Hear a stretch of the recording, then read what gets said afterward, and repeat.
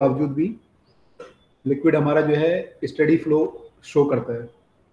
तो ऐसा कोई पर्टिकुलर रीजन मिला नहीं कि रेनॉल्ड नंबर, जैसे बोला था ना कल कोई डिस्कस कर रहा था कि रेनॉल्ड नंबर अगर आपका निकालेंगे तो इन्फाइनाइट आ जाएगा, तो टर्बुलेंट फ्लो हो जाना चाहिए। इसका कोई रीजन मेरे को मिला नहीं कि दोनों एजम्पशन क्यों माननी है। ठीक है, तो लेट अस सी, देखते हैं अगर किसी किताब में मिलेगा तो। Okay sir. ठीक है, उसमें रीजन ये दिया है तो रोटेशन का एक इन्होंने रीजन ये दिया है। दूसरा उन्होंने बोला वॉर्टेक्स फॉर्मेशन की, वॉर्टेक्स फॉर्मेशन नहीं होनी चाहिए। वॉर्टेक्स समझते हो आप लोग? No sir. जो समुद्र में नहीं बनता, वो मैंने नदी में बन जाता है भंवर टाइप का, उसको बोलते हैं वॉर्टेक्स। सर वो जो टोर्नेडो टाइप का बनता है। हाँ, जो पानी में टोर्नाडो टाइप का बन जाता है ना, तो ये वॉर्टेक्स फॉर्मेशन नहीं होना चाहिए यहाँ पे, ताकि हमारे एजम्पशन फिर ठीक नहीं होंगे।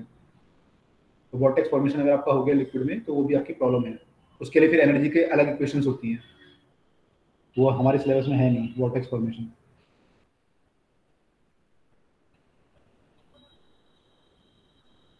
चलिए,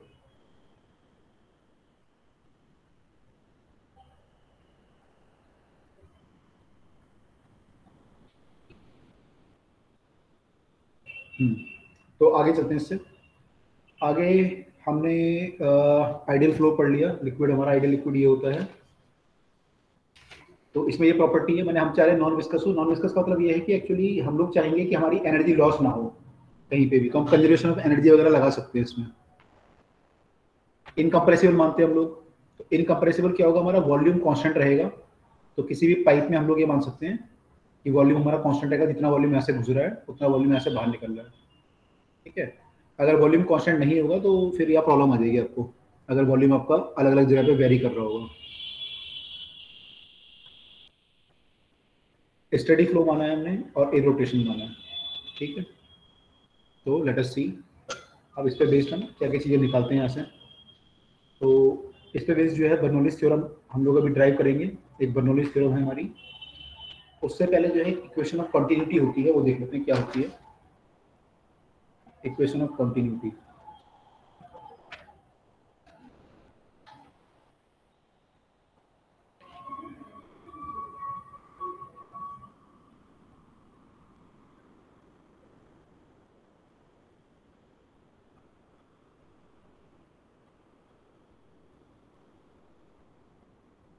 इक्वेशन ऑफ कंटिन्यूटी देखिए क्या होती है। इक्वेशन ऑफ कंटिन्यूटी ये होती है, जब मैं बात कर रहा था पाइप में फ्लो में, तो मान लो एक पाइप है जिसका कि डायामीटर या फिर एरिया बोलो, वो वेरिएबल है suppose.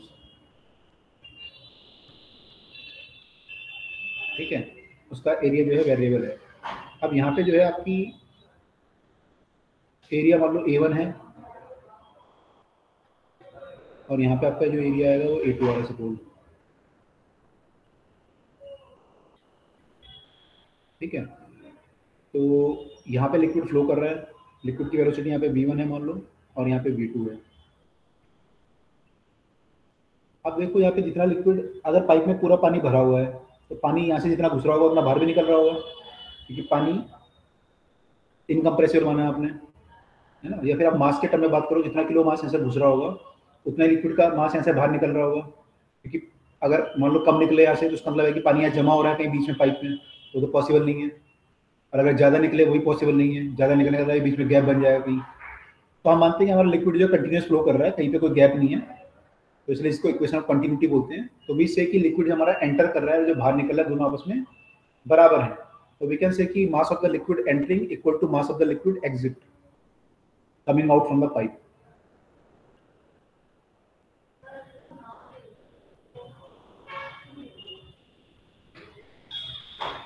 Entering at suppose A1 equal to mass of liquid going out या क्रॉसिंग A2।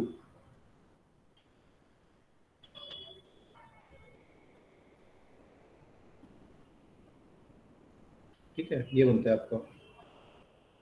अब मास of the liquid entering A1 अगर आप देखोगे पर यूनिट टाइम, अगर आप देखो ये टाइम से मल्टीप्लाई करके देखो तो क्या बनेगा। Mass of the liquid entering होगा volume of the liquid entering, यानी कि A1 V1 into delta T.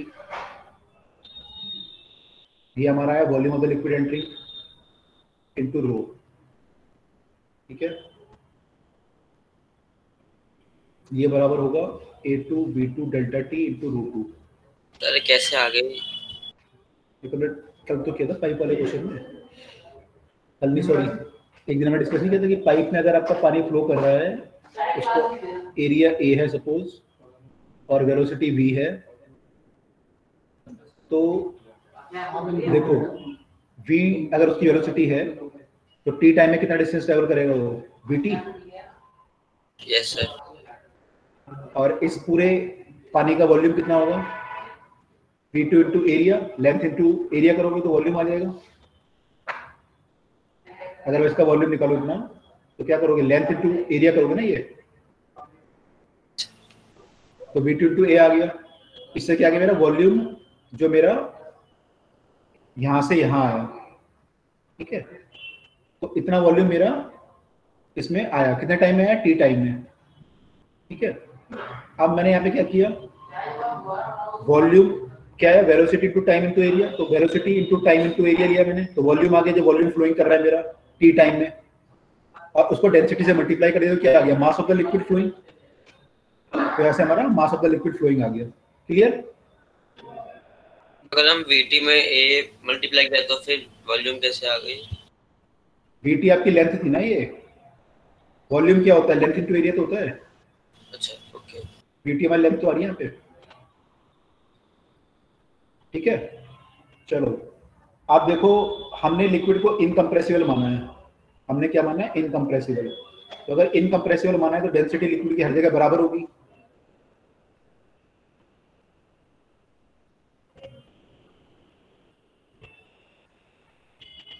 आपकी डेंसिटी जो होगी वो कांस्टेंट होगी, वो कट जाएगी आपस में। तो what will you get, you will get A1 V1 delta T equal to A2 V2 delta T. Time भी कट जाएगा, सेम टाइम की बात कर रहे हैं हम लोग। तो इससे क्या है आपका, A1 V1 equal to A2 V2. This is known as equation of continuity. This is known as equation of continuity. Clear हुआ ये?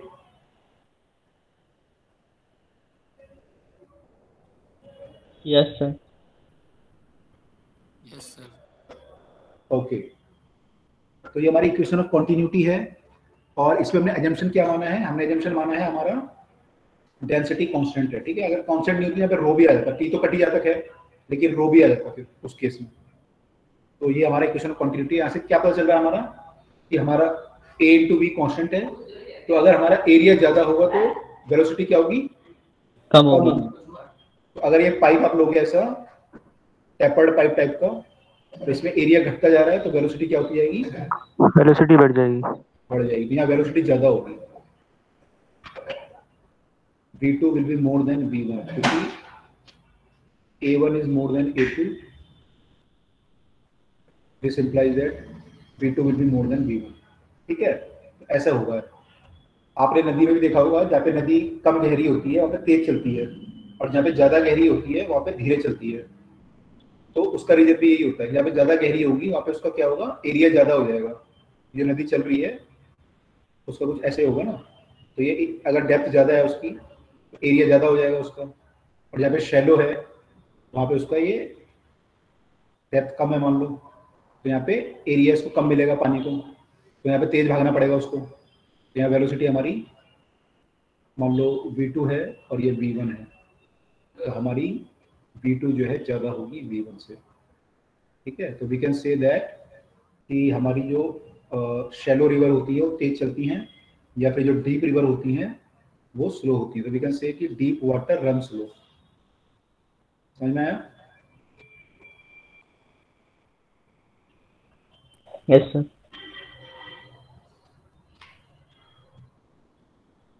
डीप वाटर रन स्लो, ठीक है। रियल लाइफ में भी ऐसी बातें बोलते हैं ना हम लोग कि जो आदमी गंभीर है, सीरियस है, वरना उसमें डेप्थ बहुत है, उसमें नॉलेज है कुछ, तो वो सीरियस है ना, तो उसको बोलते हो। और जो बहुत ज्यादा वो करता है, बातें करता है, वो करता है, तो बोलते सीरियस वो नहीं है, इसमें डेप्थ नहीं है कुछ भी। तो उससे रिलेटेड है समथिंग कि अगर डेप्थ आपकी है तो your velocity will be less. तो रियल लाइफ में भी रिलेट कर सकते हैं इस चीज को। ओके, तो this is the equation of continuity, ठीक है। चलो आगे चलते हैं। अब जो है हम बात करते हैं बर्नौली प्रिंसिपल की। बर्नौली प्रिंसिपल से पहले हमें इसमें लिक्विड की एनर्जी समझनी है कि लिक्विड में कौन कौन सी एनर्जी होती है, उनके इक्वेशन क्या क्या लिखेंगे। तो let us understand the different energy of the liquid, energy of the fluid क्या क्या होती है।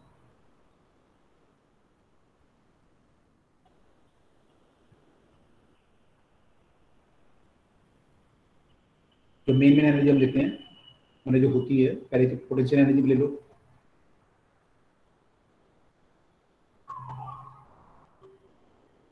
तो पोटेंशियल एनर्जी आपका जो पाइप होगा पानी का, वो ऊपर नीचे कहीं मूव करता रहेगा, मैंने कहीं ऐसे होगा, कहीं ऐसे होगा, कहीं ऐसे जा रहा होगा, तो उसकी पोटेंशियल एनर्जी डिफरेंट डिफरेंट होगी। तो आपको एक हाइट डेटम लेना पड़ेगा, एक रेफरेंस पॉइंट, रेफरेंस सरफेस लेना पड़ेगा जहां से आप सारी एनर्जी मेजर करोगे।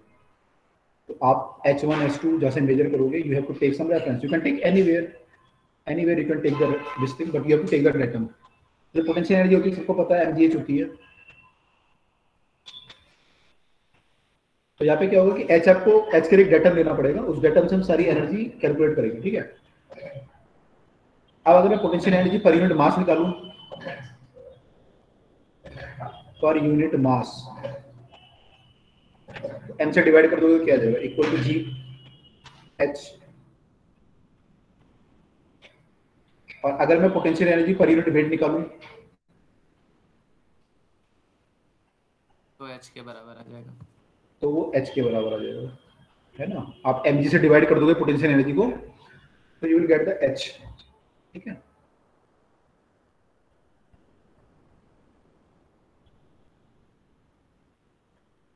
इसको हम बोलते हैं पोटेंशियल हेड।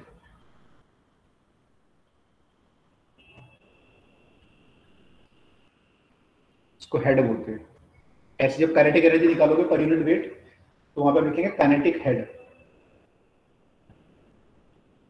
और तो अभी क्या होता है, पानी आपका फ्लो करता है ना, तो पानी का जो आप डिपार्टमेंट देखोगे, दिल्ली जल बोर्ड है जैसे आपके यहाँ पे, कोई और बोर्ड है, तो वो लोग हेड के टर्म में बात करते हैं कि उस एरिया में हेड कितना है। उस एरिया में मान लो 5 मीटर का हेड है, तो यानी पानी 5 मीटर ऊपर जा सकता है आपके पाइप में। तो वहाँ पे हेड की बात करते हैं कि टोटल हेड कितना चल रहा है, हेड लॉस कितना हुआ। पाइप में अगर पानी फ्लो कर रहा है, फ्रिक्शन है या लीकेज है, तो हेड लॉस कितना हुआ, तो वहाँ पे हेड के टर्म में बात करते हैं। तो ये पोटेंशियल हेड है हुआ। आपको एक और चीज की जरूरत पड़ेगी, जब बर्नौलीज थ्योरम निकालोगे तो potential energy per unit volume की जरूरत पड़ेगी। तो अगर पर यूनिट वॉल्यूम में यहाँ पे लिख देता हूँ पहले क्या होता है, आप इसको वॉल्यूम से डिवाइड कर दो, पोटेंशियल एनर्जी है, इसको वॉल्यूम से डिवाइड करेंगे तो क्या आ जाएगा, mgh डिवाइड बाय वॉल्यूम। तो वॉल्यूम आपका मास बाय वॉल्यूम रो होता है, तो we can write rho ji h. तो rho ji h is potential energy per unit volume, ठीक है। इसको नोट कर लो फटाफट। फिर काइनेटिक एनर्जी के टर्म में बात करते हैं, काइनेटिक एनर्जी में क्या क्या है।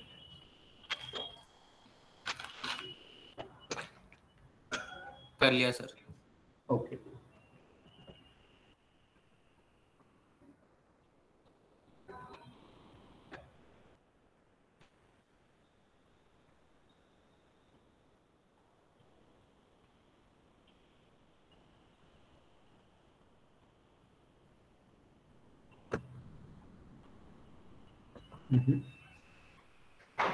क्या हो गया,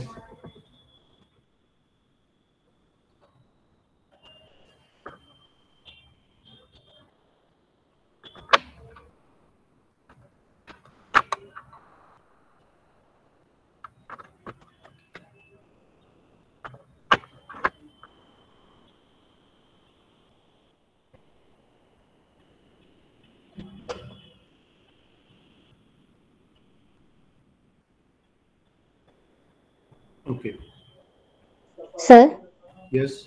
जो लास्ट में potential energy per unit volume था वो रो जी एच था। हाँ ओके सर। आपको लेकिन गया कहाँ,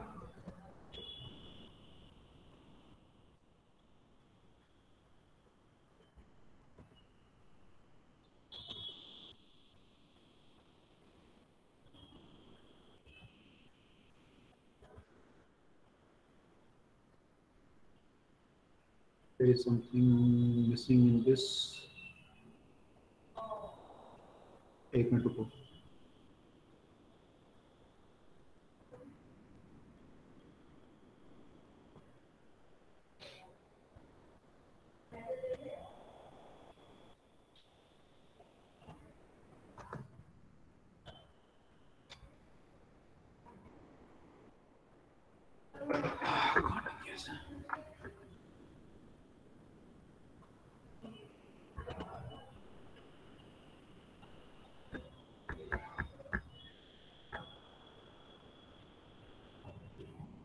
स्लाइड हट गई, एक मिनट रुको, देखते हैं स्लाइड को। हट गई है।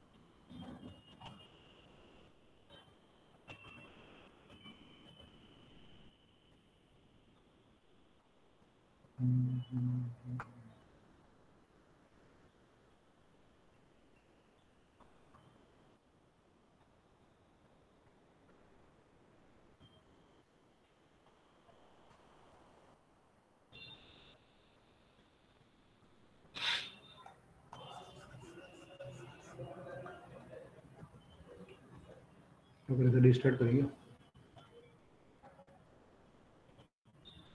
सर रिफ्रेश कर लीजिए एक बार। इसमें रिफ्रेश का ऑप्शन तो नहीं होगा।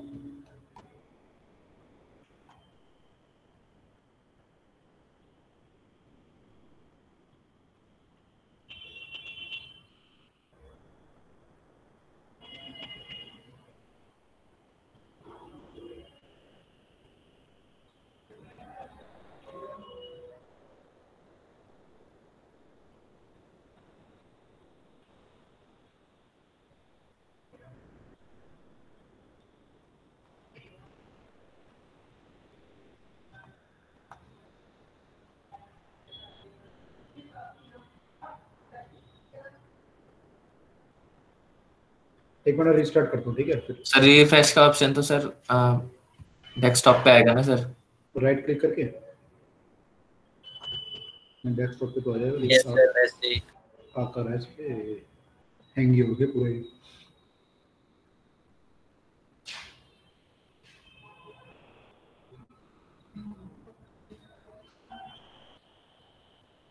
चलो मैं रिस्टार्ट करता हूँ, ठीक है? कनेक्ट करता हूँ आपसे।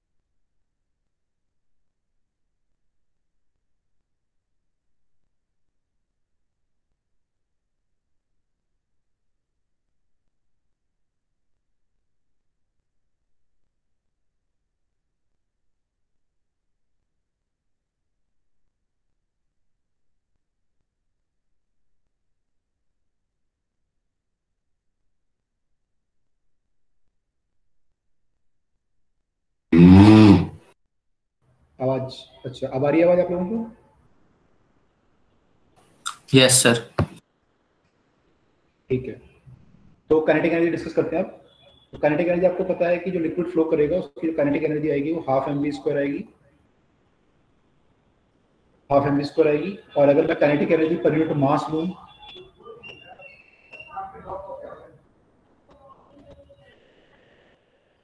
तो वो हाफ वी स्क्वायर आएगी। और अगर मैं पर यूनिट वेट लूंगा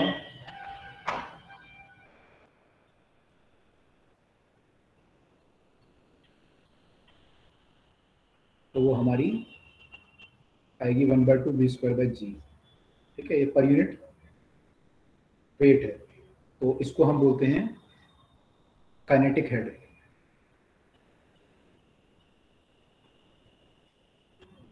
kinetic energy per unit wait is kinetic head. ठीक है, हेड एक्चुअली क्या होता है, मीटर की टर्म में होता है। अगर आपकी यूनिट वगैरह निकालोगे तो मीटर की टर्म में आएगी, क्योंकि आपने एनर्जी से वेट को डिवाइड किया है ना, तो आपका ये मीटर की टर्म में आएगा, क्योंकि एनर्जी आपकी होगी जूल में, न्यूटन इंटू मीटर, और आपने डिवाइड किया वेट से, न्यूटन से। तो ये जो भी आएगा ना head, kinetic head, potential head, ये सब मीटर में आते हैं, तो इसलिए बोलते हैं 10 मीटर का हेड है, 5 मीटर का हेड है। ऐसे में अगर kinetic energy per unit volume निकालूं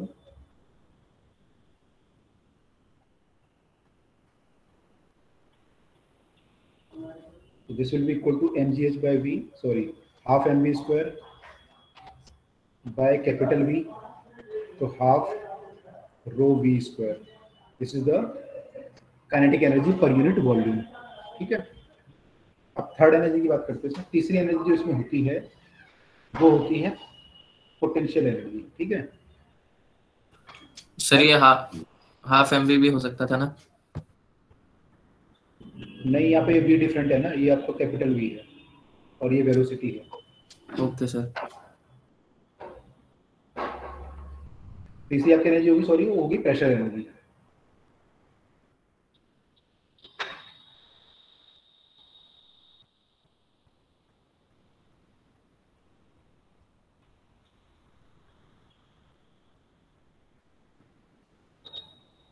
तीसरी एनर्जी प्रेशर एनर्जी है। तो जो प्रेशर एनर्जी इसमें आती है वो हमें देखनी कितनी आती है। तो प्रेशर एनर्जी जो होती है कितनी होती है हमारी, तो प्रेशर एनर्जी पहले हम निकालते हैं कि होती कितनी है ना। प्रेशर एनर्जी जो आएगी लिक्विड के प्रेशर के बराबर आएगी। पर यूनिट वॉल्यूम अगर आप निकालोगे तो आपके लिक्विड के प्रेशर के बराबर आएगी। कैसे आएगी, लेट अस सी।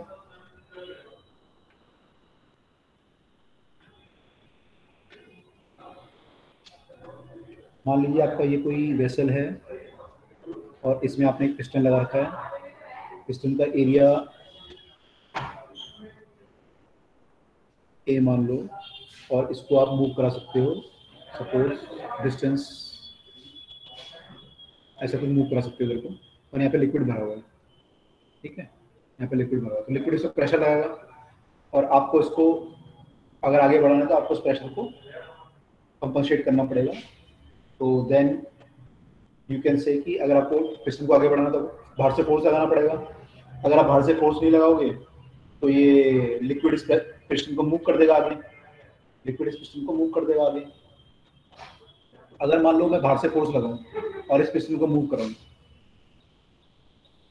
ठीक है, बाहर से फोर्स लगाऊं, इस पिस्टन को मूव कराऊं, तो आई कैन राइट दैट यहाँ का प्रेशर मान लो P है, तो मुझे जो फोर्स लगाना पड़ेगा F लगाना पड़ेगा। तो F जो होगा should be equal to pressure into area. यहाँ पर लिखता हूँ, तो बाहर से फोर्स लगाऊंगा, प्रेशर इनटू एरिया के बराबर लगाना पड़ेगा मुझे।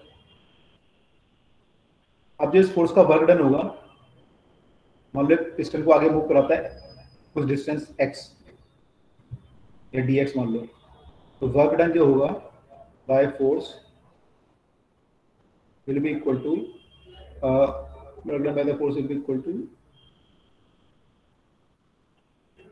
हमें मानते हैं यहाँ पे एरिया ये बहुत बड़ा है, तो यहाँ पे कोई जो हाइट इंक्रीज नहीं होगी। जो भी फोर्स आप लगा रहे हो, जो भी कर रहे हो आप, इसका लिक्विड का प्रेशर चेंज करने की कोशिश कर रहे हो आप। ठीक है, तो सारी जो भी आप वर्क डन करोगे, इस सारे का सारा लिक्विड में as a pressure energy store होने वाला है। तो वर्क डन हम निकाल रहे हैं, वर्क डन हमारा होगा F इंटू एस।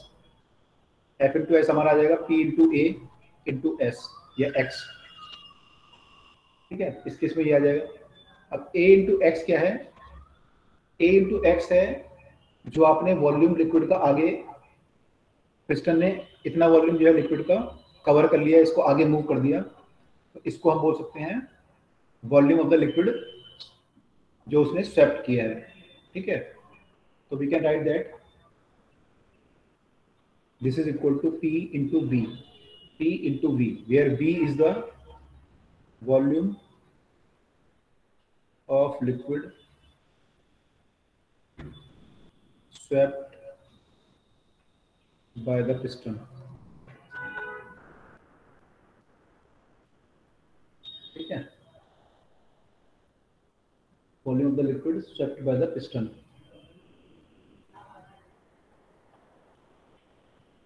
अगर हम pressure energy per unit volume निकालें, ये आपकी एनर्जी के रूप में स्टोर हो जाएगा प्रेशर एनर्जी की फॉर्म में। तो अगर मैं pressure energy per unit volume निकालूं तो आपका कितना आ जाएगा, वो आपका P आ जाएगा, where P is the pressure you have applied from the outside. उतना प्रेशर, ये एक्सेस प्रेशर आप बोल सकते हो जो आपने लगाया होगा, that will be equal to the pressure energy per unit volume of the liquid. अगर मैं पर यूनिट मास की करूँ तो यहाँ पे क्या आ जाएगा, वॉल्यूम की जगह मास बाय डेंसिटी का, वॉल्यूम की जगह हम क्या कर सकते थे, mass per unit volume is density, तो वॉल्यूम की जगह मास बाय डेंसिटी कर सकते थे। तो वॉल्यूम की जगह मास बाय डेंसिटी यहाँ पुट करूँगा,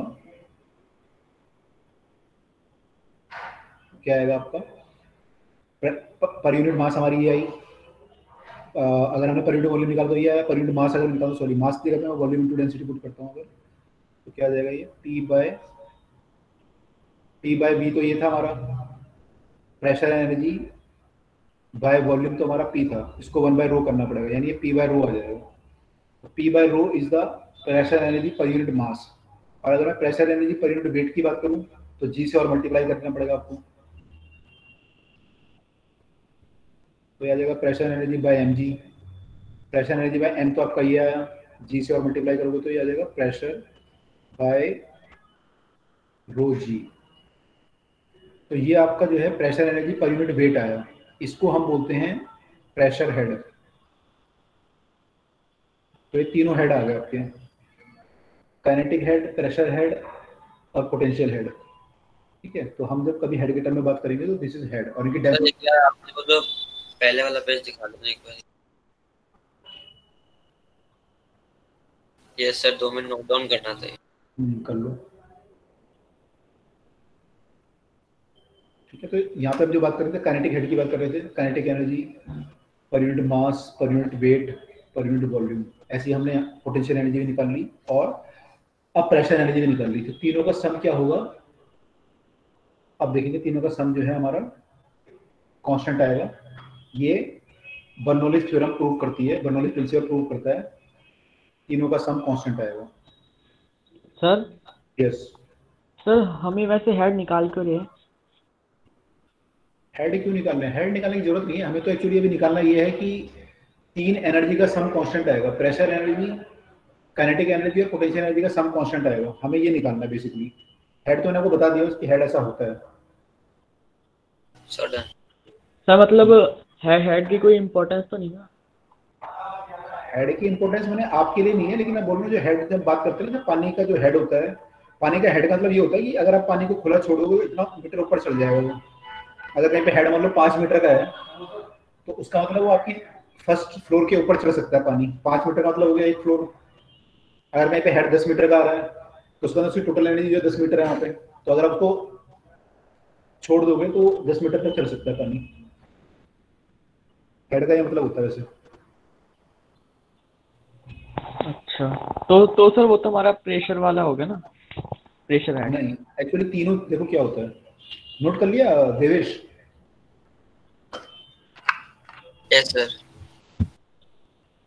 एक्चुअली होता है कि यहाँ पे जो एनर्जी है ना, जैसे पाइप है, मान लो पाइप में जब पानी फ्लो कर रहा है तो इस पे कुछ प्रेशर होगा, इस पे प्रेशर होगा P0 प्लस P के कारण होगा, जो इसका प्रेशर अंदर होगा, मान लो P0 प्लस P है जो प्रेशर, यहाँ पे प्रेशर एनर्जी होगी कुछ इसकी, ठीक है।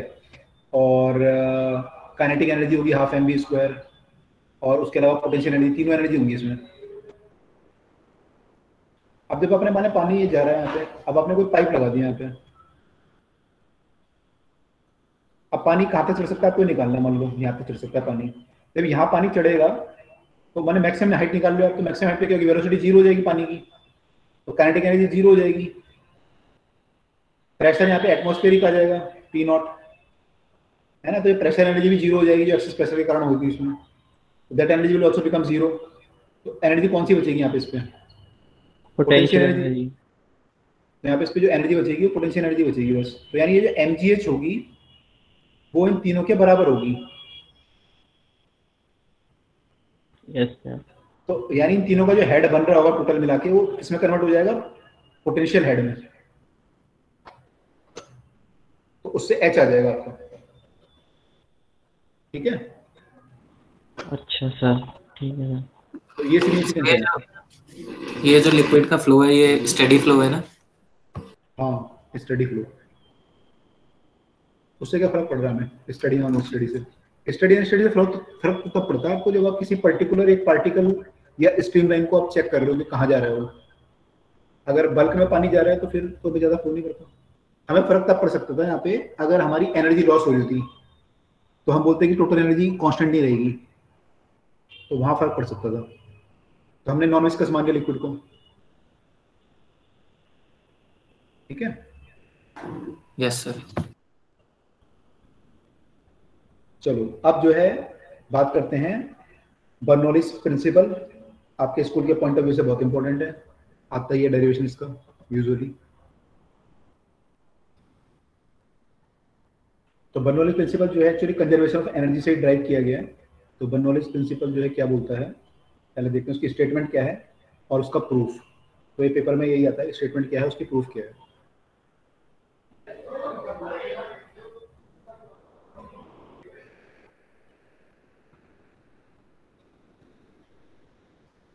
तो पहले स्टेटमेंट क्या है बर्नौलीज की। बर्नौलीज कहता है कि sum of pressure energy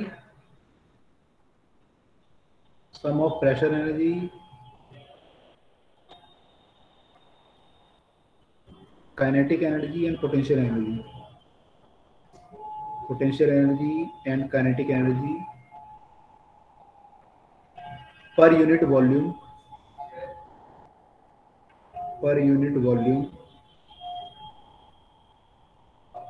for an incompressible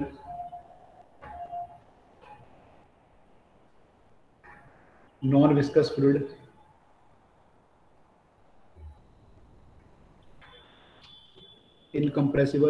fluid in a streamline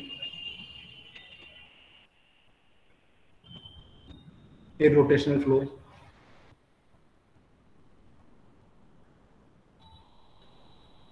sir यहाँ पे भी तो आपने स्ट्रीमलाइन ही लिखा है। Remain constant. हमने स्ट्रीमलाइन लिखा है, स्ट्रीमलाइन क्यों लिखा है यहाँ पे बर्नौलीज ने? बर्नौलीज ने अच्छा स्ट्रीमलाइन यहाँ पे क्यों लिख दिया बर्नौलीज ने? अगर आप स्ट्रीमलाइन नहीं लोगे तो क्या होगा? अगर हम स्ट्रीमलाइन ना बोले यहाँ पे, हम बोले कि ये टर्बुलेंट फ्लो है, टर्बुलेंट फ्लो अगर हम लेते हैं, एनर्जी लॉस का नहीं होगा तो टर्बुलेंट फ्लो में वैसे कोई असर तो नहीं पड़ना चाहिए। लेकिन आपकी जो डेरिवेशन है यहाँ पे स्ट्रीमलाइन,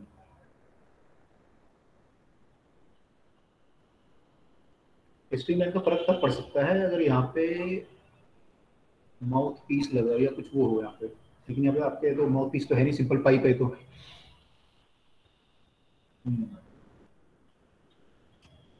सोचना पड़ेगा यहाँ पे कि इसने स्ट्रीमलाइन क्यों लिखा है यहाँ पे। हालांकि मुझे कोई लॉजिक यहाँ पे दिख नहीं रहा कि स्ट्रीमलाइन अगर नहीं होगा तो क्या फर्क पड़ेगा यहाँ पे।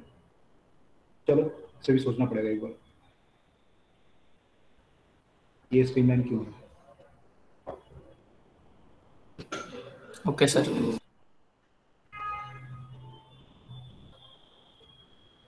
ओके चलिए, तो बर्नौलीज प्रिंसिपल बोलता है कि आपको कांस्टेंट रहता है। अभी आपने तीनों एनर्जी निकाली थी, आपने प्रेशर एनर्जी, काइनेटिक एनर्जी निकाली थी आपने पर यूनिट वॉल्यूम। तो आपकी जो वैल्यू आई थी वो P plus half rho V square plus rho जी एच ये आई पी, तो इनका सम जो है कांस्टेंट होता है। ये बर्नौली की स्टेटमेंट है, ये इसका मैथमेटिकल एक्सप्रेशन है। अब इसका प्रूफ क्या है, तो मैं अगर प्रूफ अगले पेज से करता हूँ, या इसका डायग्राम बना लेता हूँ पहले। मान लो आपका जो है एक पाइप है which is of variable cross section area, तो आपका पाइप जो है वेरिएबल क्रॉस सेक्शन एरिया, यहाँ पे क्रॉस सेक्शन एरिया कुछ और है।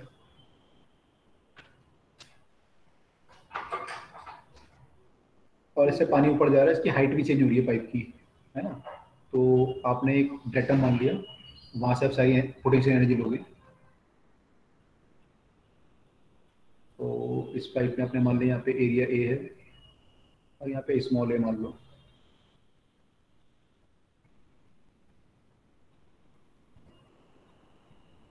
यहाँ पे वेलोसिटी में v1 मान लेता हूँ, इसकी हाइट पहले मान लेते हैं। हाइट यहाँ पे मीन हाइट जो है इसकी h1 है, और यहाँ पे हाइट जो है एलिमेंट की एक h2 है, ठीक है।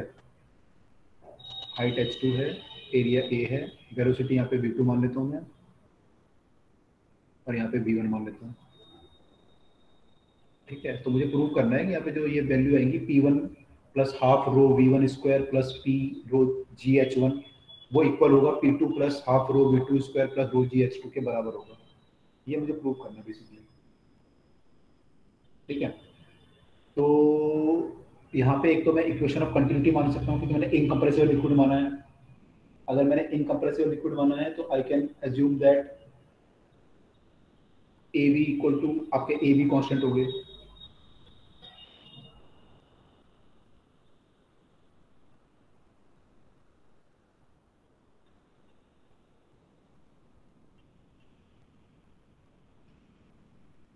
so we can write that a into v1 equal to a into v2।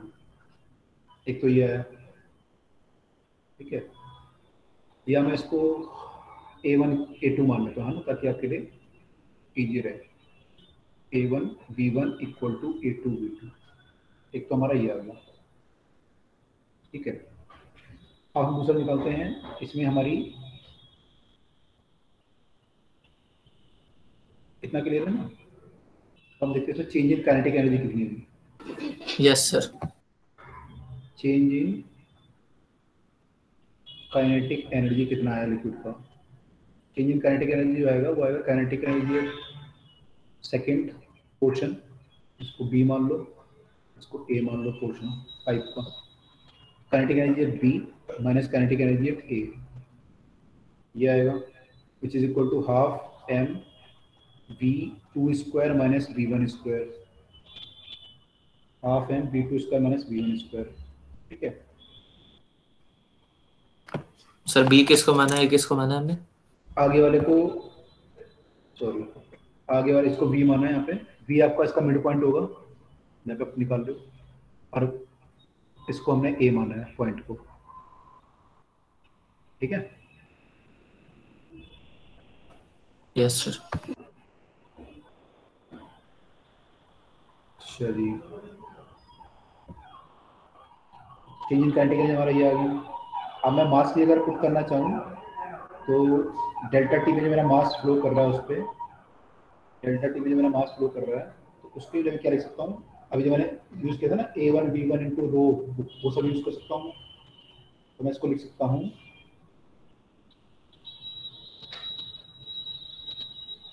Half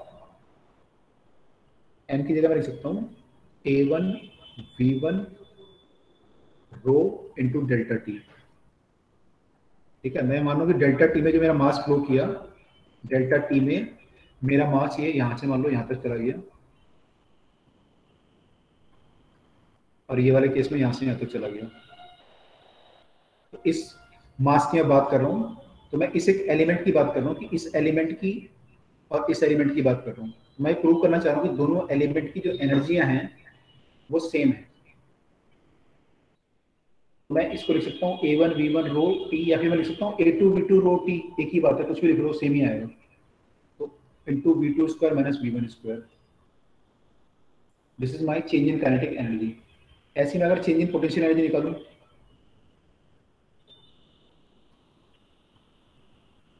वो आएगा MgH2 minus MgH1, MgH2 minus H1 आ जाएगा। अब इसको भी मैं जो है मास के टर्म में लिख सकता हूँ, A1 V1 into rho delta T, ये तो मास की वैल्यू होगी, into G H2 minus H1। तो ये मेरा चेंज इन पोटेंशियल एनर्जी आ गया।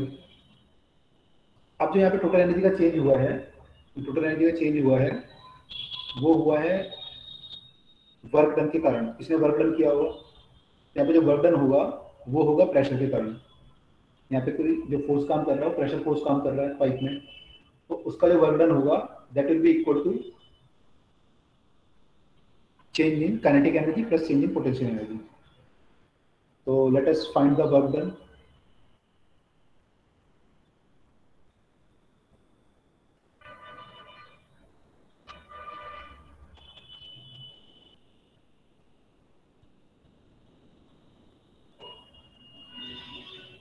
वर्क डन लिखते हैं तो कंफ्यूज हो जाओगे। तो वर्क डन यहाँ प्रेशर फोर्स ही करेगा। प्रेशर फोर्स जो वर्क डन करेगा वो होता है फोर्स इनटू डिस्प्लेसमेंट। तो फोर्स अगर आप देखोगे तो प्रेशर इनटू एरिया लिखोगे, है ना। अब देखो यहाँ पे दो वर्क डन हो रहे हैं। आपका पाइप ऐसे था,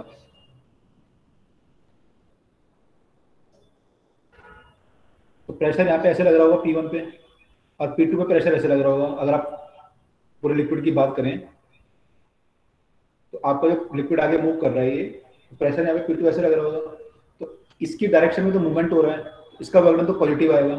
लेकिन इससे जो मूवमेंट है अपोजिट है, इसका वर्क डन जो है नेगेटिव आएगा, इसका वर्क डन जो है नेगेटिव आएगा और इसका वर्क डन जो है पॉजिटिव आएगा। तो टोटल वर्क डन हमें इनको ऐड मैंने माइनस करके निकालना पड़ेगा। तो we can write that work done by A is P1 A1 into V1T। भाई फोर्स इंटू डिस्प्लेसमेंट करोगे तो T टाइम में कितना डिस्प्लेस हो जाएगा, वो V1 इंटू डेल्टा टी।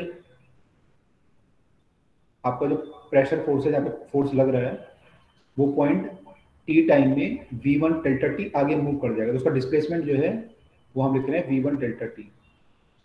तो ये आ गया इसका वर्क डन, माइनस उस साइड से वर्क डन जो होगा वो होगा P2 A2 into V2 delta T.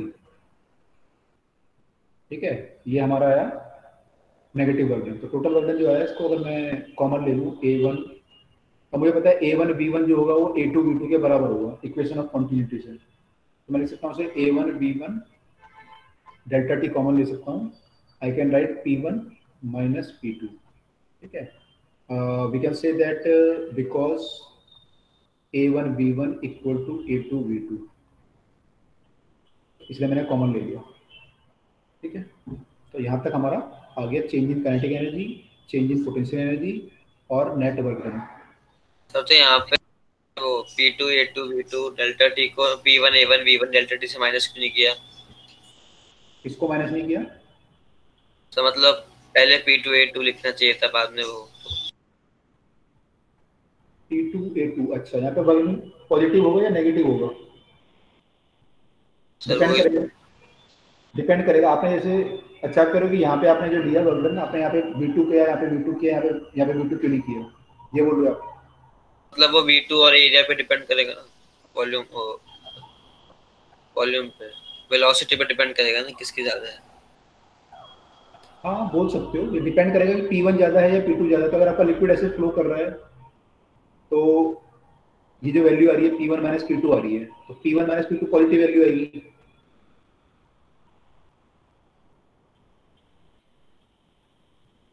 Sir पर अगर P2 ज्यादा होगा तो P1 तो फिर नेगेटिव आएगी ना वैल्यू।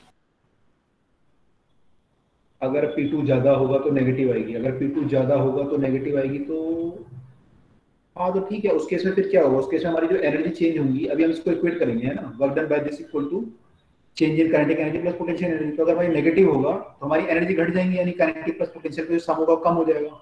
उसका मतलब ये है फिर, ओके है ना, नेगेटिव वर्क डन आ गया तो एनर्जी घट जाएगी। Yes.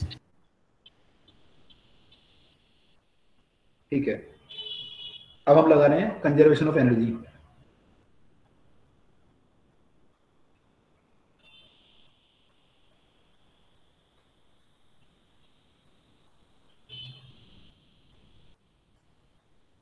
Bye conservation of energy. Conservation of energy क्या बोल सकते हैं हम, सॉरी ये हेडिंग नहीं है। बाय कंजर्वेशन एनर्जी क्या बोल सकते हैं, हम बोल सकते हैं कि भाई total energy will remain constant, या वर्क, या अगर आपकी एनर्जी चेंज हो रही है तो work done by the pressure force equal to change in energy, kinetic plus potential, हम ये बोल सकते हैं ना। तो we can say that net work done on fluid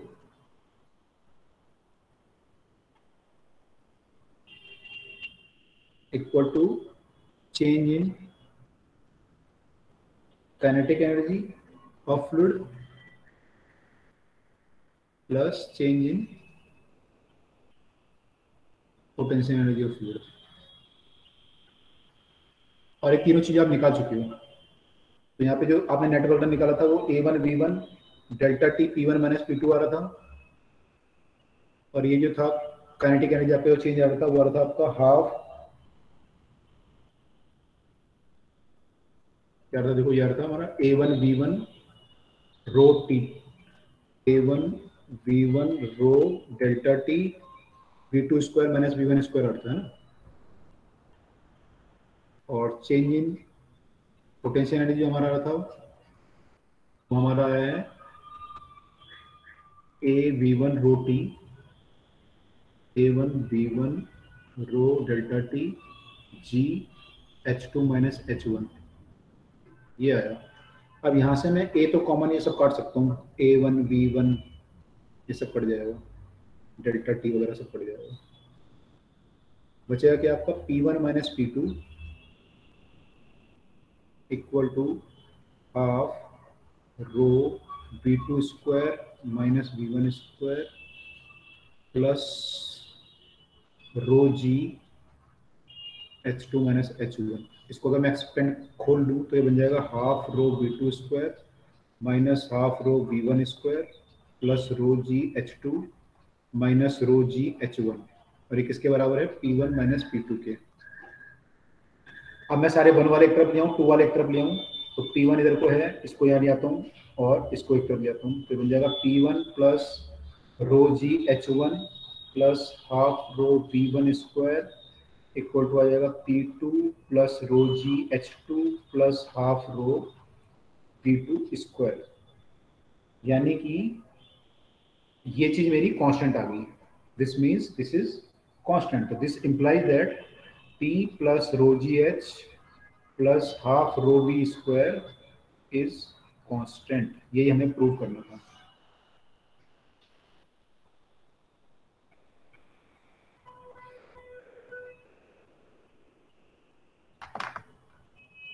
ठीक है, इसको लिख लो फटाफट।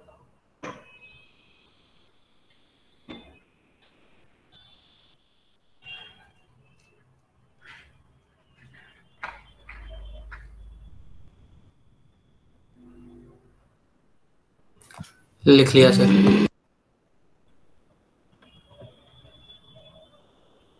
सर एक मिनट चलो पीछे वाले कर दीजिए स्लाइड, एक मिनट तक नहीं लिखा।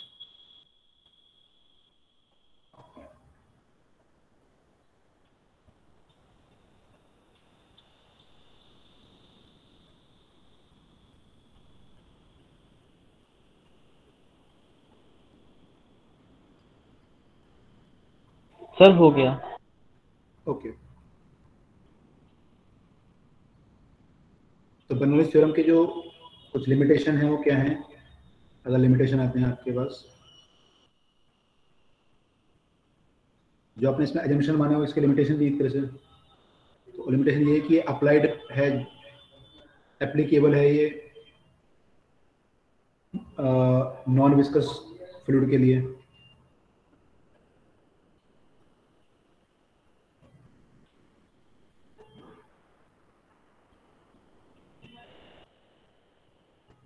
इसमें फ्रिक्शन लॉस को आपने नेगलेक्ट किया है, आपने ये माना है कि जो पाइप पे पानी फ्लो कर रहा है उसमें कोई फ्रिक्शन या विस्कस फोर्स नहीं है, तो friction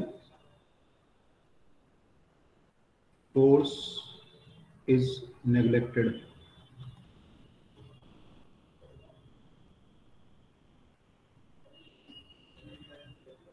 not applicable to compressible fluid.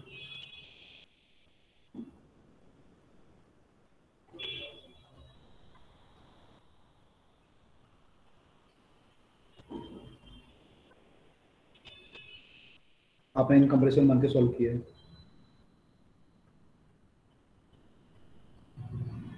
और इसमें हमने लिक्विड का एंगुलर मोमेंटम वगैरह कंसीडर नहीं किया है, रोटेशन वगैरह कंसीडर नहीं किया है। तो अगर कंप्रेसिबल होगा तो फिर क्या चेंज आएगा? कंप्रेसिबल होगा तो आपने जो इक्वेशन ऑफ कंटिन्यूटी लगाई थी वहां पे फिर चेंज आ जाएगा ना आपको। इक्वेशन सल्फर डेंसिटी इक्वल रहेगी ना? डेंसिटी इक्वल नहीं होगी फिर, अभी तो आपने इक्वल मानी है ना। नहीं सर, अगर कंप्रेसिबल भी होगा तो वाटर, तो दोनों तरफ वाटर ही है तो डेंसिटी तो सेम ही रहेगी ना वाटर की। नहीं, अगर वाटर मान लो आपने ज्यादा प्रेशर लगा दिया कहीं पे, पाइप में कहीं प्रेशर ज्यादा होगा कहीं कम होगा, तो प्रेशर कहीं कंप्रेस हो जाएगा ज्यादा, तो वॉल्यूम कम हो जाएगा, उसका डेंसिटी बढ़ जाएगी। अच्छा ओके, तो चेंज फर्क पड़ेगा।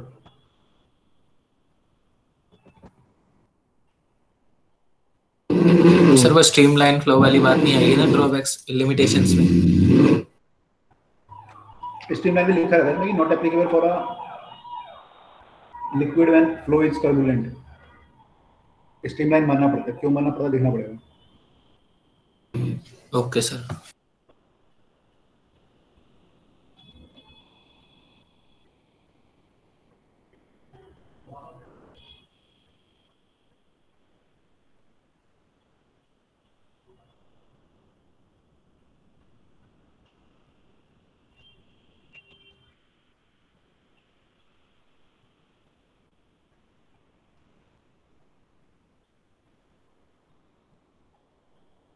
और इसमें जो है हम लिक्विड के एंगुलर मोमेंटम वगैरह की बात नहीं करते, तो रोटेशन वगैरह की बात नहीं करते इसमें।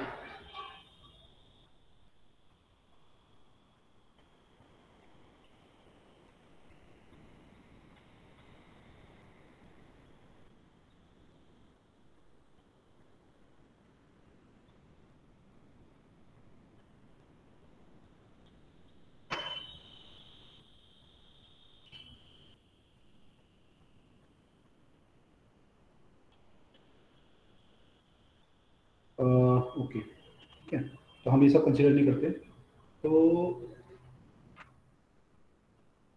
ये हमारे बर्नौलीज थ्योरम की लिमिटेशन है, ठीक है। अब इसका यूज क्या है, ये तो आपने देख लिया कि P प्लस रो जी h plus half rho g square constant होता है।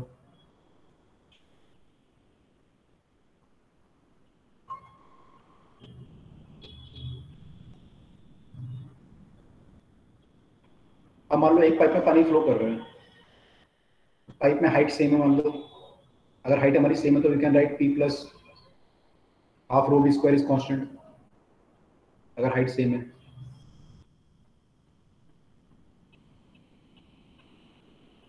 है ना, तो we can write this thing. अब इस केस में आप देखोगे अगर आपकी वेलोसिटी ज्यादा है तो प्रेशर क्या होगा वहां पे, कम होगा। अगर हमारी वेलोसिटी ज्यादा होगी तो प्रेशर कम हो जाएगा वहां पे, एंड वाइस वर्सा, ठीक है। तो मान लो कि आपकी कोई ट्यूब है और उसमें पानी फ्लो कर रहा है, ऐसा ही फ्लो कर रहा है, यहाँ पे एरिया कम हो गया बीच में, ठीक है। अगर मान लो यहाँ पे कोई प्रेशर नापने के लिए मैनोमीटर होता है, इसमें कि मरकरी भरा होता है, इसमें मान लो मैं अगर ये प्रेशर नापूं यहाँ पे मरकरी ये भर के, इसका टॉप का सरफेस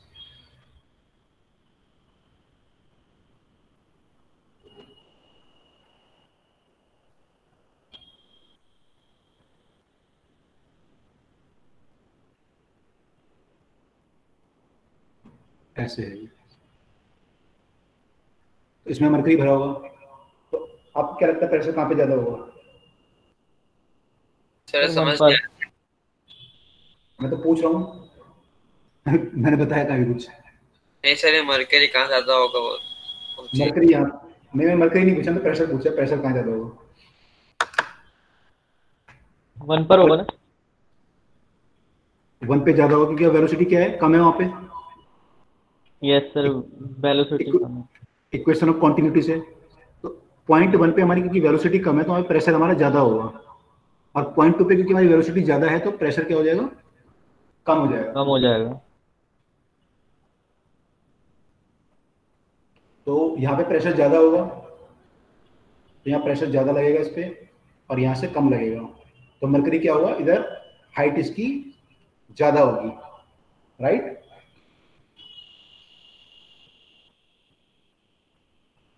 सर सर 1 पे तो एरिया भी तो ज़्यादा है, तो प्रेशर ज़्यादा कैसे हुआ?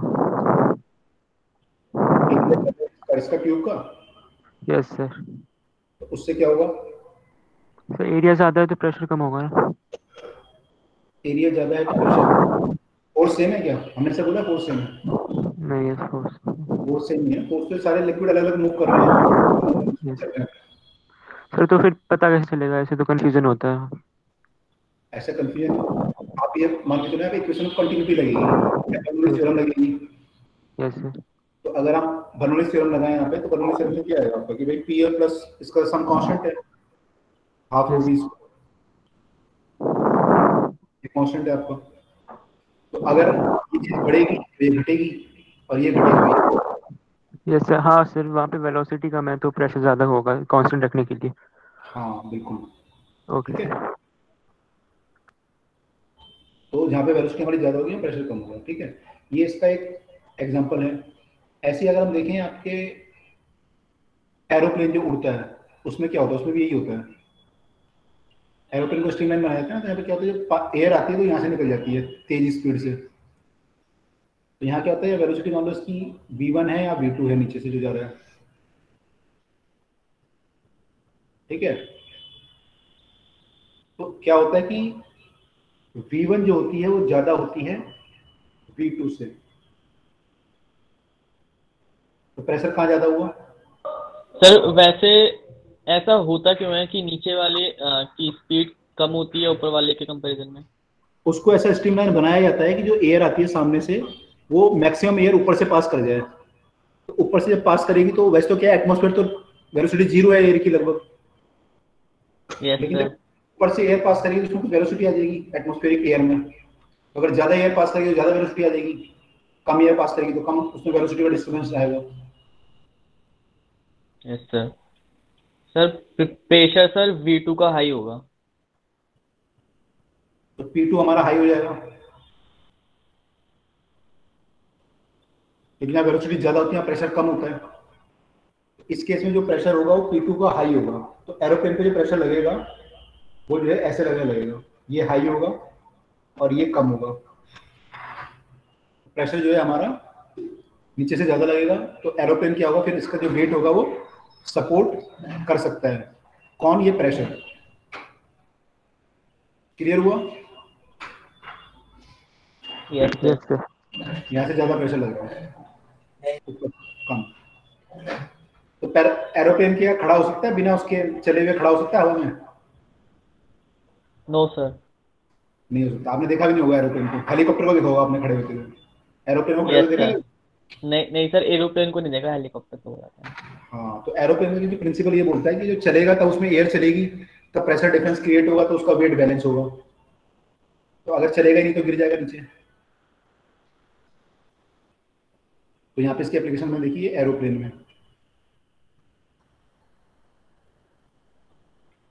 यहाँ पे हमने देखा इसको बोलते हैं वेंचुरी मीटर। अब इसको पढ़ेंगे, इसका फॉर्मूला क्या होता है।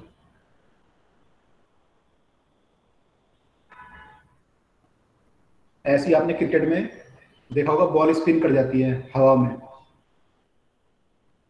तो हवा में जब बॉल स्पिन करती है उसका रीजन भी यही होता है। तो बॉल को आप बॉल को जब बॉलर को स्विंग कराता है तो क्या होता है, सामने से एयर आ रही है, और जैसे सामने से एयर है इसके, एयर को क्या होगा, यहाँ पे देखिएगा कि स्विंग ऐसे हो रहा है, तो यहाँ पे इसको सपोर्ट मिल रहा है एयर को, जो एयर आ रही है। तो यहाँ पे जो एयर जाएगी वो इसके साथ हवा, बॉल के साथ जो है क्या होगा, हाई स्पीड से चली जाएगी, क्योंकि बॉल का स्विंग भी इधर को है और एयर भी इधर को जा रही है, तो इसका क्या होगा, स्पीड हाई हो जाएगी। और यहाँ पे क्या होगा, जो एयर जाएगी उसको रेजिस्टेंस मिलेगा इसके स्विंग के कारण, तो जो इसके सरफेस के पास जो एयर होगी उसको रेजिस्टेंस फील होगा, तो वो धीरे धीरे जाएगी जिसको क्रॉस करेगी। तो आपकी बॉल जब आगे मूव करेगी तो क्या होगा कि ये स्पीड v1 जो है और ये v2 है एयर की, तो v1 speed will be more than v2। तो एक साइड को प्रेशर ज्यादा हो जाएगा, जिधर को स्पीड कम होगी उधर को प्रेशर ज्यादा हो जाएगा। अरे वीडियो वाली स्पीड में आपने क्या बताया था, समझ नहीं आया।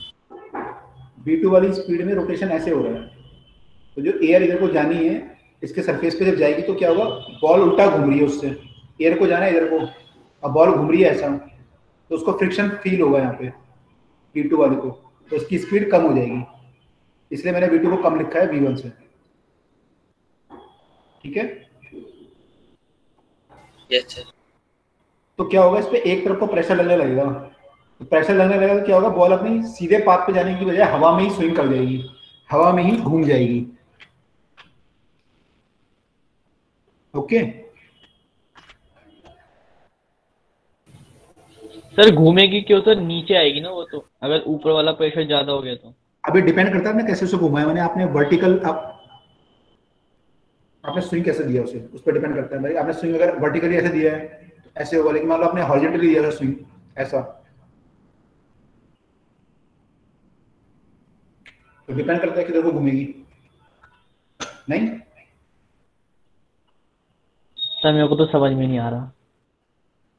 भाई, आपने मान लो स्विंग ऐसे दिया तो प्रेशर डिफरेंस यहाँ पे क्रिएट होगा इन दोनों पॉइंट के बीच में, यस सर। तो या तो नीचे जाएगी या ऊपर जाएगी। Yes sir. और आपने अगर ऐसा स्विंग दे दिया तो प्रेशर डिफरेंस कहाँ क्रिएट हो जाएगा, लेफ्ट हैंड साइड और right hand left side, and right. तो या तो लेफ्ट मुड़ जाएगी या राइट मुड़ जाएगी, यस सर। तो किधर को भी हो सकती है ना, डिपेंड करता है स्पिनर कैसे घुमाते होंगे बॉल। Okay sir. स्पिनर पे डिपेंड करता है ना कि स्पिनर कैसे घुमा रहा है बॉल को, वो ऐसे घुमा रहा है या ऐसे घुमा रहा है। आई डोंट नो लोग कैसे घुमाते होंगे, आई थिंक वो ऐसे घुमाते होंगे मोस्ट प्रॉब्ली, वो ऊपर या नीचे चली जाएगी। अगर आप ऐसे घुमाओगे तो लेफ्ट या राइट चली जाएगी। ठीक है सर जो हेलीकॉप्टर होता है फिर उसमें क्या मैकेनिज्म होता है कि वो स्टेशनरी रह पाता है? हेलीकॉप्टर का मैकेनिज्म उसके रोटेशन पे डिपेंड करता है, जो ब्लेड उसके रोटेट कर रहे हैं वो पर्टिकुलर डायरेक्शन में। हाँ राइट हैंड थंब रूल अगर लगाओगे तो एयर को वो करेगा ना, मान लो पंखा चलता है आपका, तो पंखा आपका एयर नीचे फेंकता है, तो राइट हैंड थंब रूल से होता है, पंखा इस डायरेक्शन में चलेगा कि आपका थंब नीचे की तरफ को पॉइंट करेगा, तो हवा नीचे फेंक रहा है मान लो पंखा आपका, पंखे का फोर्स किधर को लगेगा, ऊपर, एक्शन रिएक्शन। Yes sir. हाँ तो जब तक हेलीकॉप्टर के पंखे चलते रहेंगे तो नीचे फेंकते रहेंगे, तो उस पर फोर्स ऊपर लगता रहेगा, हाँ हाँ। तो इसलिए वो रुका रहता है वहां पे एक्शन रिएक्शन होता ओके है, सर। वहां पे ये इफेक्ट नहीं होता बर्नौलीज वाला, वहां पे एक्शन रिएक्शन होता है। हाँ ओके, समझ आ गया। तो इसको हम क्या बोलते हैं, बॉल का जो रोटेशन होता है उसको क्या बोलते हैं, कौन सा इफेक्ट होता है? Bernoulli's effect. बर्नौलीज तो ठीक है, जनरल है। Magnus effect. इसको हम बोलते हैं मैग्नस इफेक्ट।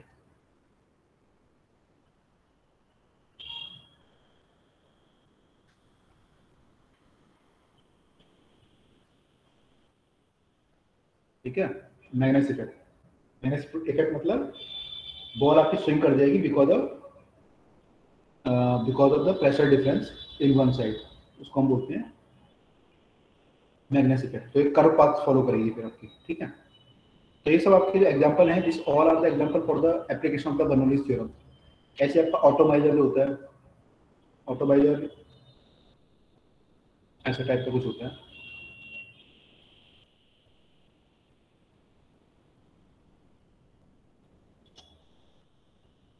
इसमें पाइप है, नीचे तक नहीं है, थोड़ा ऊपर तक है, और यहाँ फ्लूइड भरा हुआ है कोई, और आपको ये फ्लूइड बाहर निकालना इस नोजल के थ्रू। तो आप क्या करते हो, यहाँ पे ऐसा एक रबर का वो बनाए तो बलून टाइप का, इसको जब प्रेस करोगे यहाँ पे रबर के बलून को, तो क्या होगा, एयर आगे मूव करेगी यहाँ पे, तो यहाँ पे जो एयर की स्पीड है काफ़ी हाई हो जाएगी, तो यहाँ पे एयर स्पीड विल इंक्रीज, तो प्रेशर विल क्या होगा, decrease. Pressure will decrease. Pressure decrease होगा तो नीचे प्रेशर तो, सॉरी जो आप बता रहे हो अभी वो रिपीट कर दो। मैंने कहा जब इसको हम प्रेस करेंगे रबर बैलून को, है क्या? इसका नाम क्या है? Yes sir. इसका नाम बोलते हैं एटमाइजर। स्प्रे टाइप का जो होता है आपका परफ्यूम वगैरह का ऐसे काम करता है लगभग। तो एयर स्पीड विल इंक्रीज तो pressure will decrease.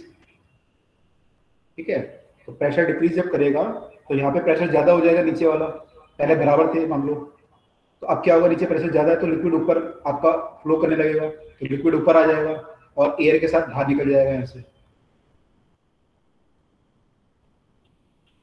Liquid will move up and will come out through nozzle. Sir liquid क्यों ऊपर आएगा? प्रेशर डिक्रीज कर दिया आपने, जब प्रेशर डिफरेंस क्रिएट होगा तो लिक्विड तो भागेगा ना फिर एक जगह पे। तो मतलब जो नीचे लिक्विड है उसका प्रेशर ज्यादा हो जाएगा तो वो ऊपर आ जाएगा। पहले प्रेशर, हाँ पहले बैलेंस रहा होगा ना प्रेशर, अगर रुका हुआ है यहाँ पे तो प्रेशर बैलेंस था उसका, अब आपने डिस्टर्ब कर दिया बैलेंस उसका। Okay sir.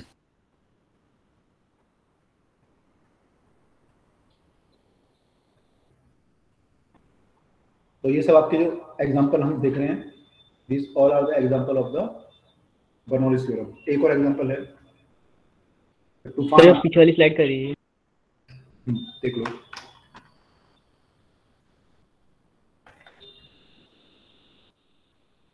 यस सर हो गया।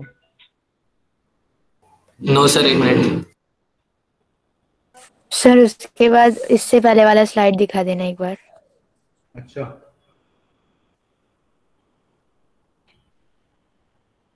हो गया सर। लो पीछे वाला। सर जैसे हमने वो उसको प्रेस किया है तो एयर एकदम से आगे आ गई है, तो ऐसे मतलब एकदम से एयर इतने सारी आने से प्रेशर इंक्रीज नहीं होगा? मतलब ऐसे कुछ नहीं सोच सकते? एयर की लेकिन स्पीड काफी ज्यादा है ना। सर हो गया, थैंक यू। ओके, ये तो एयर वहाँ पे रुक जाती है आके, लेकिन यहाँ पे एयर तो भाग रही है सीधा, रुक तो रही नहीं यहाँ पे। तो वी कैन से कि हाँ ये हो सकता है। ना प्रेशर तो तब होगा जब एयर रुकेगी वहाँ पे। हाँ ओके सर। तीसरा एग्जाम्पल अगर हम देखें, जब तूफान वगैरह आता है तो उस टाइम पे जो है घर की छतें उड़ जाती है ना। तो पहले जो अब तो पक्के घर होते हैं, तूफान भी कम आते हैं,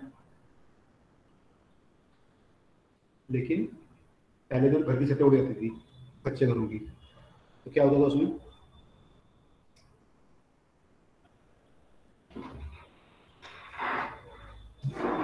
ये आपका घर है, मकान,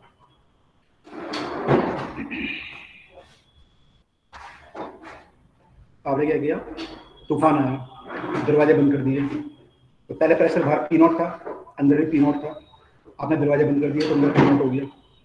अब बाहर तूफान आया तो एयर आई, तो एयर ऐसे चली, तो यहाँ प्रेशर क्या हो गया, बाहर यहाँ पे प्रेशर जो पी नॉट से कम हो गया, और अंदर प्रेशर क्या है, पी नॉट है अभी भी। तो नेट प्रेशर, नेट फोर्स किधर को लगेगा छत पे, ऐसे ऊपर की ओर। तो फिर हमारा रूफ जो है उड़ सकता है यहाँ पे, क्योंकि यहाँ पे हाई प्रेशर हो जाएगा with respect to outside pressure.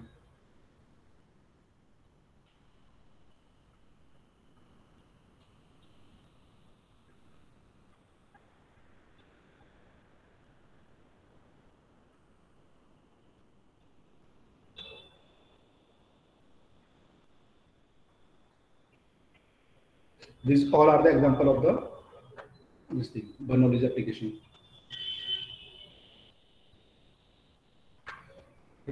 तो हमें ये चीज ध्यान रखनी है, क्या क्या चीजें हो सकती हैं ऐसे।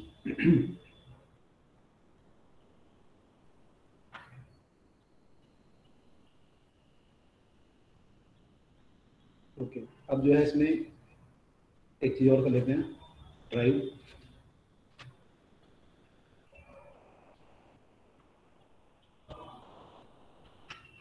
ये बर्नौलीज की एप्लीकेशन है, बर्नौलीज हमने ड्राइव करना सीख लिया। अब देखो बर्नौलीज की एप्लीकेशन से हम क्या ड्राइव कर सकते हैं, और एक और बहुत इंपॉर्टेंट आपका आ रहा है,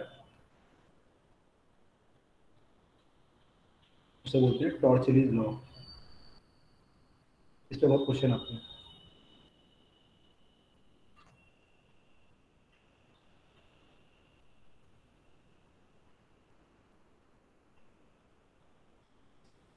टॉर्चली लॉ ऑफ इफ्लक्स।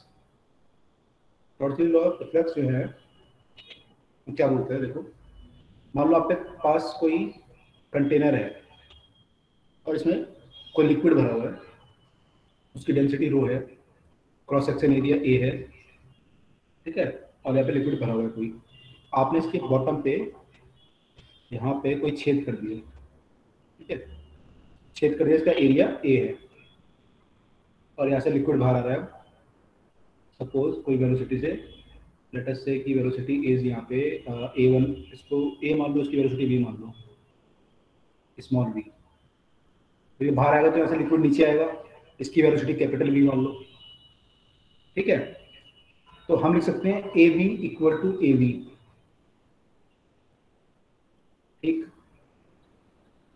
अच्छा, हमें ये पता है यहाँ पे कि जो A होगा वेरी लार्ज होगा एज कम्पेयर टू A, ठीक है। अब इसका यूज करेंगे आगे। दूसरा हम क्या लिख सकते हैं बर्नौलीज थ्योरम से? सर ये लॉ समझ नहीं आया सर। कौन सा लॉ? सर ये sir law of efflux. Torricelli law? Yes sir. अभी तो कर रहे हैं हम लोग। अभी तो मैंने बोला कंटेनर में पानी भरा है, बस उसकी वेलोसिटी है ये। अभी तो ड्राइव कर रहे हैं, क्या लॉ है? अभी ड्राइव कहाँ किया है? अभी तो बस कंटेनर में पानी भरा है, यहाँ पे होल किया है, उसका एरिया ए है, यहाँ से पानी निकल रहा है, उसकी वेलोसिटी बी है, टॉप का एरिया ए है, पानी जो नीचे आएगा उसकी वेलोसिटी बी है, लिक्विड की डेंसिटी रो है। बस इक्वेशन कंटिन्यूटी लगाई है और ये लिखा है,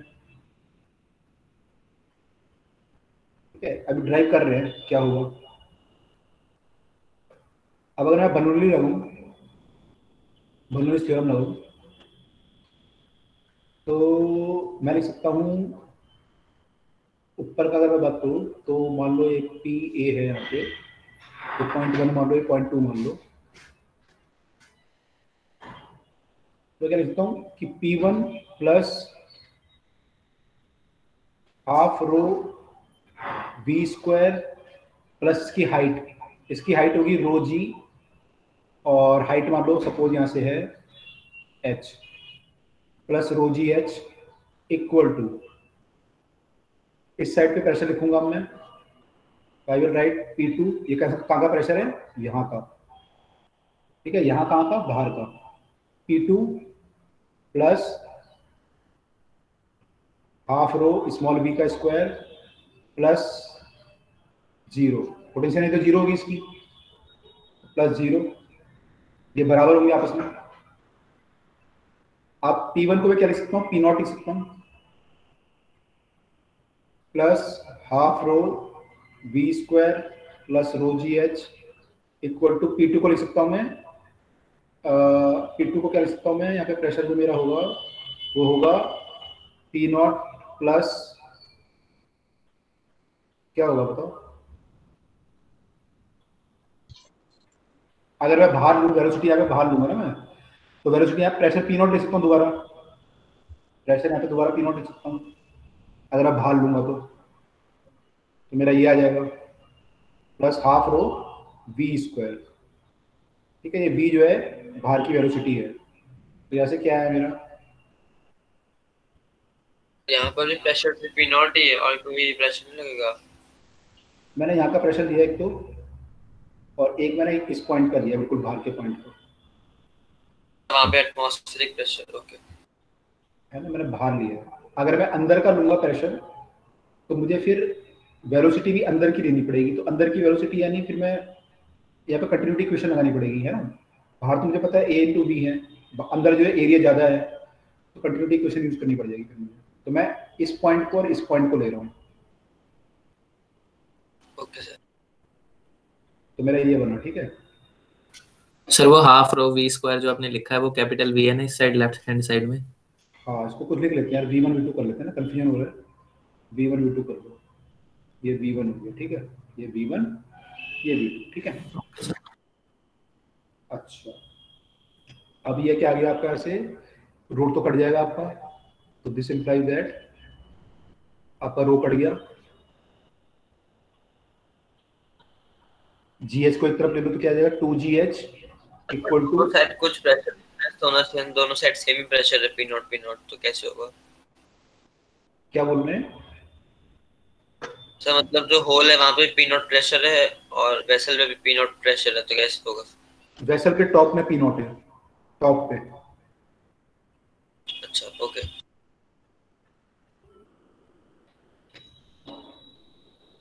ठीक है, तो ये आपका जो आया V2 square minus V1 square आया। अब यहाँ पे आप देखें जो V2 V1 हमने लगाया था ये ऐसे लगाया था हमने, है ना, और आपका एरिया जो है ये A बहुत बड़ा है। अगर A बहुत बड़ा है तो वी कैन से V1 बहुत कम होगा, बहुत नेग्लिजिबल होगा जो नीचे आएगा स्पीड से। तो we can say that this imply that आपका जो V1 आएगा वो आएगा A, सॉरी ये V2 होगा, A V2 बाय A ये आएगा। तो आपका A बहुत बड़ा है तो ये चीज बहुत छोटी आएगी।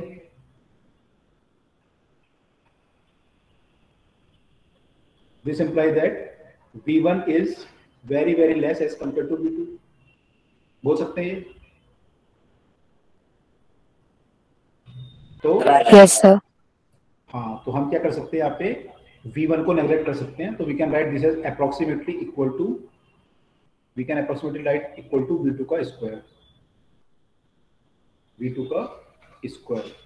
तो V2 की जो वैल्यू आएगी यहाँ से वो आएगी √2GH, V2 की वैल्यू आएगी √2GH। तो पानी जो बाहर निकलेगा उसकी जो इनिशियल स्पीड होगी बाहर निकलने की वो आएगी √2GH। This is our Torricelli's law. Clear हुआ? Yes sir. Yes sir.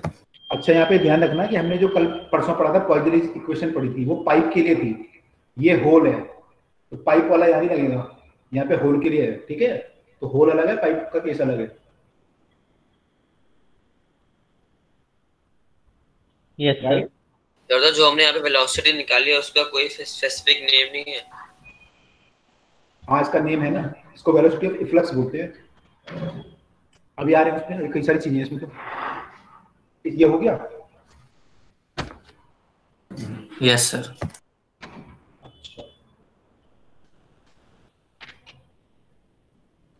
तो ये हमारी आ गई वेलोसिटी ऑफ इफ्लक्स। ठीक है, तो V2 को हम जो बोलते हैं वेलोसिटी ऑफ इफ्लक्स बोलते हैं। इसमें एक चीज और ध्यान रखना,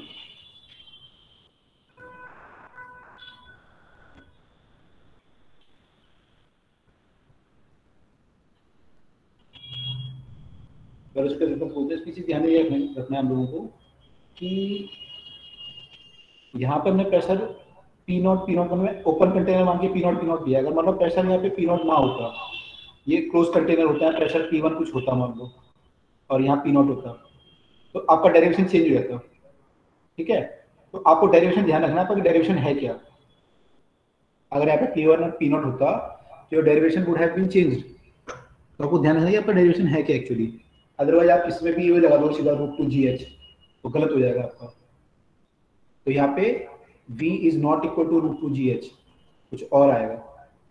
ऐसे ही मान लो ये केस ऐसे होता कि यहाँ पे एटमॉस्फेयर ही होता मान लो, लेकिन यहाँ पे लिक्विड 2-3 भरे होते हैं, डेंसिटी ρ1 और डेंसिटी ρ2 वाले, और यहाँ पे आप वेलोसिटी ऑफ इफ्लक्स निकालते हैं। तो यहाँ पे भी V will not be equal to √2GH, यहाँ भी नहीं आएगा। अगर आप यहाँ पे निकालोगे तो वेलोसिटी इक्वल टू √2GH नहीं आएगा। ठीक है, यहाँ पे कुछ और आ जाएगा, क्योंकि आपने क्या किया था देखो डेरिवेशन में। अगर आप देखो डेरिवेशन में आपने यहाँ पे इसका जो वैल्यू लिखा था पोटेंशियल एनर्जी का वो √GH लिखा था। जब हमने फर्स्ट पॉइंट को लिखा था क्या लिखा था आपने P1 plus half √V1 square plus √GH। तो चलो ये तो ठीक रहेगा, ये तो अभी भी यही रहेगा, ऊपर वाला लिक्विड तो यही है तो सब सेम रहेगा। लेकिन जब बाहर का लिक्विड यहाँ का लिखोगे तो यहाँ पे आप लिखोगे P2 तो P0 लिखोगे, सही है। लेकिन यहाँ पे क्या लिखोगे आप, यहाँ पे आप लिखोगे √2, √1 नहीं लिखोगे ना। यहाँ तो लिक्विड बाहर जो निकल रहा है दूसरा लिक्विड बाहर निकल रहा है, तो यहाँ दूसरा लिक्विड है ना ये, तो यहाँ पे √2 लिखोगे। तो यहाँ पे आपने जो रो को काट लिया था दोनों तरफ, अब वो रो नहीं कटेगा। तो रो नहीं कटेगा तो रो बच जाएगा फाइनल, उसमें ρ1 और √2 बच जाएंगे। तो V will not come equal to √2GH। ये बात समझ में आई? Yes sir. Yes sir. हाँ, तो ये चीज़ ध्यान रखना, जब क्वेश्चंस करेंगे अभी तो सीधा बच्चे √2gs लगाते हैं बस। यहाँ पे एक इंटरेस्टिंग फैक्ट और है, बस वो बताता हूँ आपको। इंटरेस्टिंग फैक्ट आप देखोगे, कोई अगर आप बॉल को ड्रॉप करोगे ऊपर से तो एच गिरने के बाद उसकी वेलोसिटी कितनी आती है? Sir √2gx। और यहाँ पे जो पानी √2g। बाहर, हाँ यहाँ पे जो पानी बाहर निकल रहा है उसकी भी √2gs आ रही है। तो ये यस सर। इंटरेस्टिंग फैक्ट है कि ऐसी ये इक्वल आती है दोनों आपस में। सर मैं भी ना वही सोच रहा था। अच्छा, हाँ तो इंटरेस्टिंग बात है, सबके दिमाग में आई होगी जब ड्राइव हुआ होगा, तो दिस इज वेरी इंटरेस्टिंग। ठीक है, तो इसको हम अगली बार, अब बाकी इसमें एक टॉपिक और रह गया वेंचुरीमीटर, उसकी थ्योरी पढ़ के फिर क्वेश्चन करेंगे, then our this chapter is finished. फिर हम थर्मो पे मूव करते हैं, उसको कुछ क्वेश्चन करने पड़ेंगे, तो एक क्लास तो लगेगी, कम से कम एक से ज़्यादा लगेगी। तो let us do some question in the next class and then thermo पे मूव करते हैं। ठीक है सर, यस। ये जो इसमें कैपिटल ए वाले क्रॉस सेक्शन से V1 से नीचे आ रहा है, तो ये पूरी अलोंग द लेंथ V1 से ही आता रहेगा क्या? अलोंग द मतलब लेंथ, जैसे अगर अंदर वाला पॉइंट ले, जैसे जो हमने नीचे वाले में बाहर वाले लिए उसकी जगह अंदर वाले पॉइंट पे ले, तो वहां पे जो वेलोसिटी होगी वो V1 ही होगी? यहाँ पे V1 ही मानते हैं हम लोग V1 ही मानते हैं यहाँ पे, हालांकि ऐसा होगा नहीं लेकिन V1 मानते हैं। क्योंकि मतलब कि स्पीड तो चेंज होएगी ना वैसे तो। स्पीड चेंज एक्चुअली होता क्या है ना, यहाँ पे जो स्ट्रीमलाइन का कंसेप्ट है ना, यहाँ पे आता है एक्चुअली। जो स्ट्रीमलाइन आपकी बनती है ना, तो ऐसे बनती है, यहाँ पे जब होल होता है ना, यहाँ पे ऊपर से स्ट्रीमलाइन ऐसे आ रही है सारी, लेकिन वो यहाँ पे आते थे क्लोज ऐसे हो जाती है।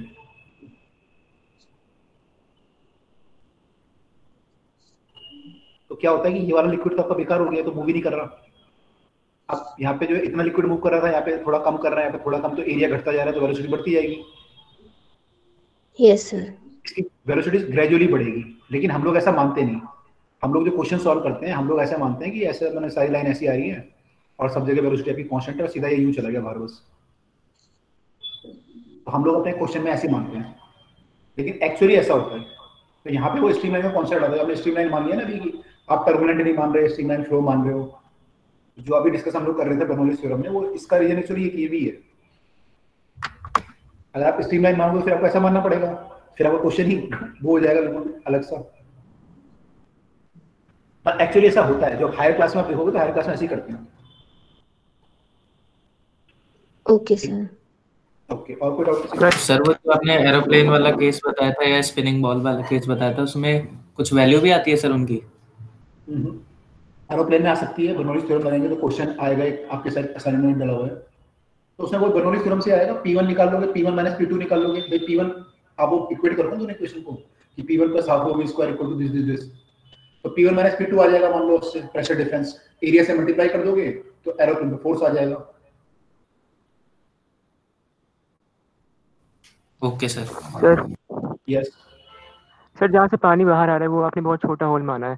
सर अगर कोई बड़ा सा होल मानते तो V1 को हम इग्नोर नहीं कर सकते ना, क्योंकि A2 भी बड़ा है और V2 भी छोटा है। नहीं कर सकते। तो अगर सिग्निफिकेंट होल होगा वहाँ पे तो देन आपका फिर A1 V1 भी वो भी घुस जाएगा। Yes sir. फिर इक्वेशन फिर चेंज हो जाएगी। यहाँ पे तीसरी कंडीशन यही है जो आपने लिखा है ना यहाँ पे कि इस केस में नहीं होगा। अगर आप इसको if A is not very small as compared to A, अगर ऐसा नहीं है तो this implies that B is not equal to √2gs। तीसरी ये भी है, ऐसा भी क्वेश्चन आया था कई बार, ये एरिया दे देगा आपको। Okay sir. यस। चलिए नेक्स्ट क्लास में कंटिन्यू करते हैं sir. Yes sir. Good night sir. Good night sir. Good night all.